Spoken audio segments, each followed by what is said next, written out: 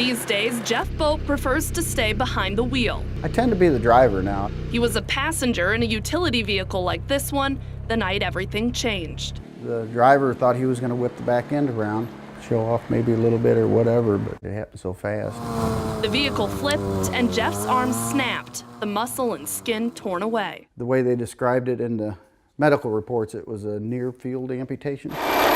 Jeff was flown to University of Missouri Healthcare's Level 1 Trauma Center. When we first met him in the emergency room, we were concerned we may not be able to save his arm. I thought the surgery went very well. Dr. Jay Bridgman, a limb reconstruction specialist, was called in to handle the complex case. We took a muscle from his back and we used that to lay over the areas that were exposed that had lost tissue.